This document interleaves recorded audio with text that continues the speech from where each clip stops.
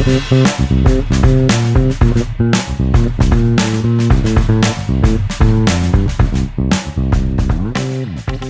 to Daily Variety, your daily dose of news and analysis for entertainment industry insiders. It's Friday, July 24th, 2026. I'm your host, Cynthia Littleton. I am co-editor-in-chief of Variety alongside Ramin Satuda. I'm in LA, he's in New York, and Variety has reporters around the world covering the business of entertainment. Today's episode is a special bonus Friday episode of Daily Variety. Daily Variety is usually published Monday through Thursday. We deliver the industry deal news of the morning, plus newsy interview segments with Variety journalists and guests. On Friday, we publish Variety's Strictly Business podcast, which features long-form business interviews with industry leaders. But this week, we have a Friday podcast bonanza with a bonus episode of Daily Variety. I had a conversation earlier this month with Colleen Bell, director of the California State Film Commission. Daily Variety is going on vacation next week. We'll be back with fresh episodes on August 3rd. But I didn't want to hold this interview for more than a week, so here's a bonus Friday Daily Variety episode featuring my conversation with California Film Chief Colleen Bell.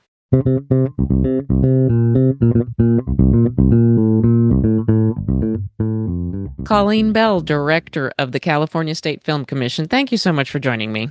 Thank you for having me on.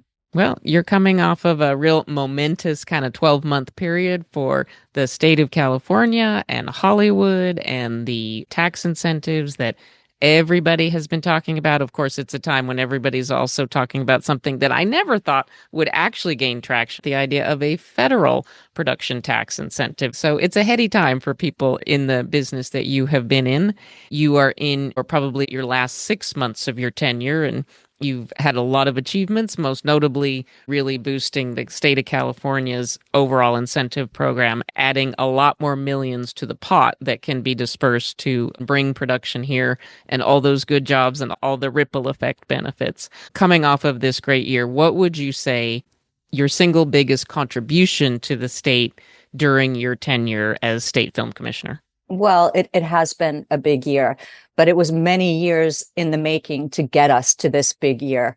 That I can tell you. So absolutely launching 4.0, modernizing the program, increasing the funding of the program.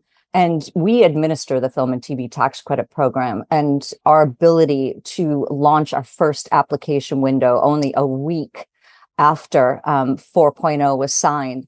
In order to do this, we wanted to get people back to work as quickly as possible. We knew we would have a high level of interest in this new modernized program, and that is exactly what occurred. Our applications were up sometimes 82%. So it's been a busy year for us, but we have so much momentum. I'm just here, our numbers for fiscal year one.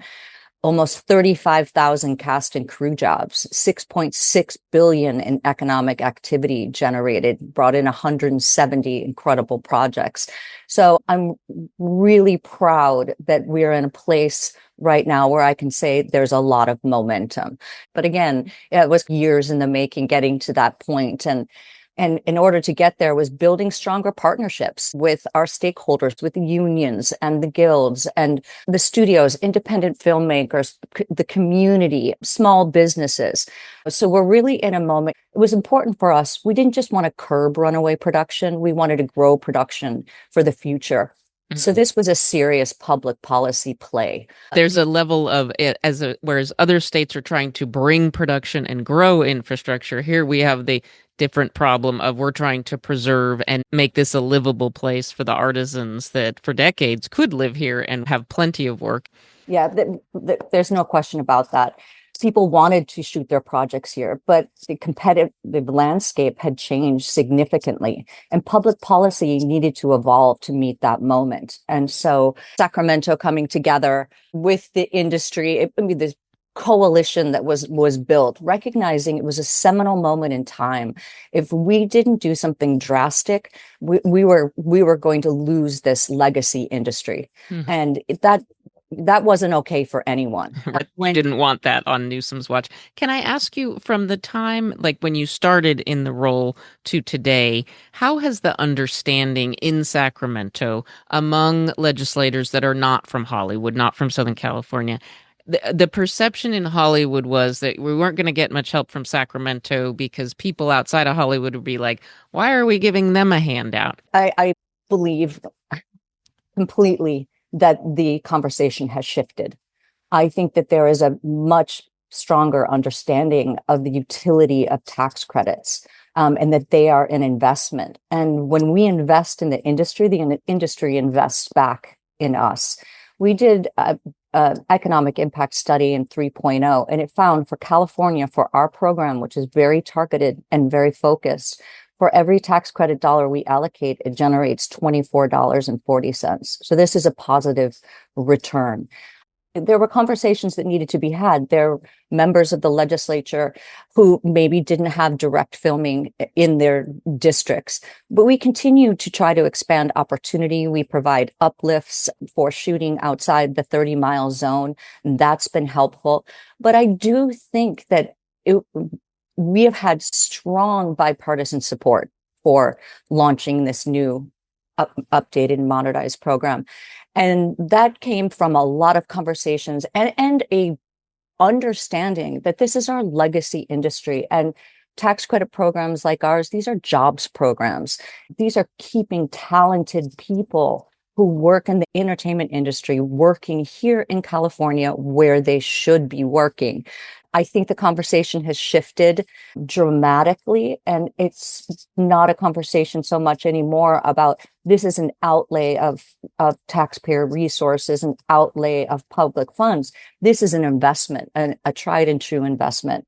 And so I'm really pleased that we were able to shift that narrative. As there is more talk about a federal tax incentive and, amazingly potentially bipartisan support for such a thing, could that be a threat to California? Or is it an opportunity to partner and make 1 + 1 = 3? To be able to stack a federal incentive on top of our already lucrative tax credit that we're offering, I mean, that is a win-win for everyone. That's the way that we look at it. And I mean, we'd be unbeatable. We were able to raise our percentages to 35%, 40%. And what the federal government is talking about, if you have an existing tax credit program already, then it would be a 10% in addition to that. I appreciate these conversations are being had at the federal level, because it wasn't just California who was losing our market share. It was the United States. So it would be additive, no question. There's a lot of debate about what an incentive should or should not cover. Is it above the line, only below the line that is actually executed in California? How do you feel about the above the line question? When we were in conversations about what the new program would look like, absolutely, everybody was considering above the line. But at the end of the day, what we really needed to do was improve our effective tax rate.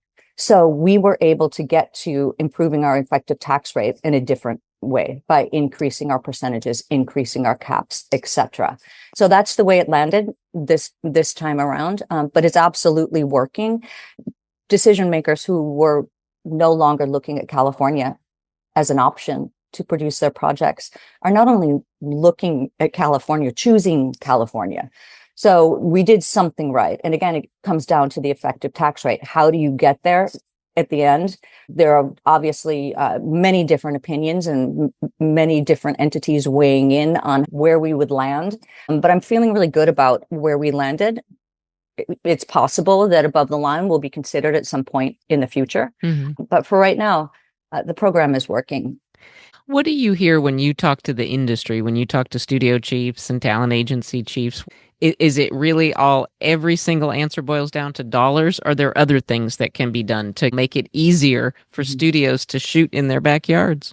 Well, we have to continue to harmonize our processes, streamline our processes, which we are doing right now, coming at this with a very holistic approach, understanding that it's not just the tax incentives. We have to continue to build out film-friendly policies. It really does come down, I mean, in all my conversations, I will say, unless it was for artistic reasons, that whether or not these projects can access lucrative tax credit was a primary consideration, if not almost always a number one consideration.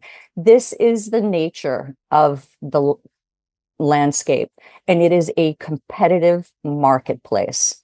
The industry has become much more mobile. So we had to react, and we had to react quickly to curb that runaway production.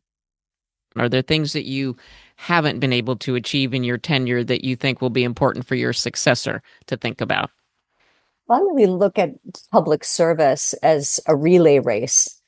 We're going to be I feel so good about the organization that I lead and being able to hand that off in January with so much momentum. It's my hope that the next administration will look at the hard data, look at what we did to shift all of this, to grow production here in the state and continue to build on that. There's still more work to be done. There's no question about it.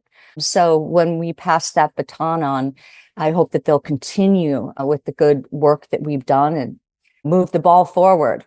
What matters most to me is that we've helped keep talented people working in California, because behind every production are thousands of families, small businesses, and communities that benefit when filming happens here in California.